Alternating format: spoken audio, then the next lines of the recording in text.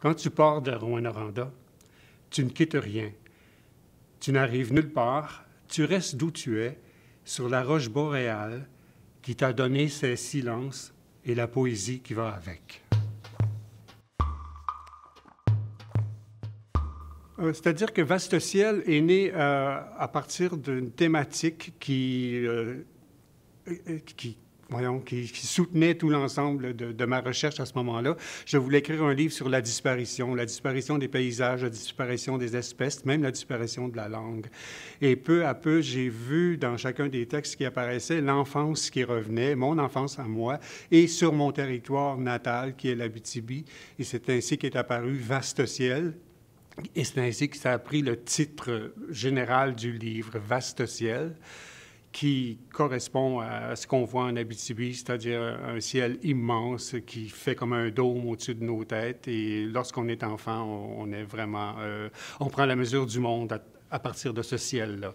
Alors, c'est ce qui explique un peu la démarche de Vaste Ciel, comment c'est devenu le titre. Et après, c'est ajouté des esquerres de beauté, parce que c'est un phénomène géologique propre à l'Abitibi, ces esquerres-là qui sont autour d'Amos.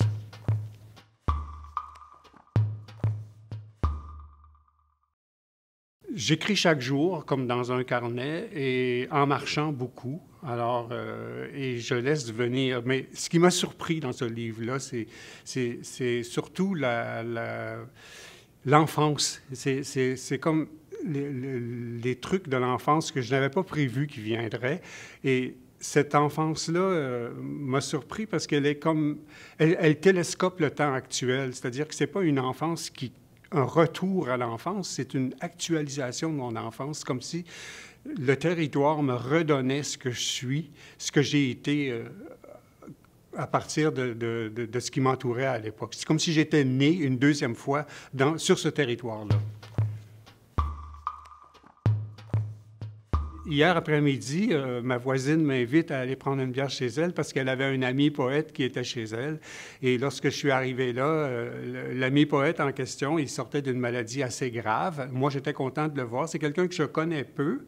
Et dès que je me suis assis avec lui, il s'est mis à nous lire un poème de Michel Garneau. Michel Garneau vient de mourir. Et alors, donc, on a parlé de Michel Garneau. Les deux, on l'avait connu dans notre jeunesse.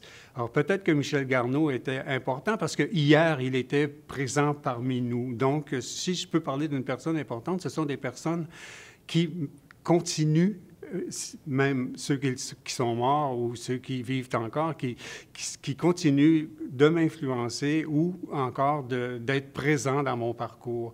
Cet après-midi-là, hier, était très prenante. C'est parce que j'aime bien que quelqu'un nous lise un poème à peu près à 2 mètres de distance. C'était très agréable. Ça devenait...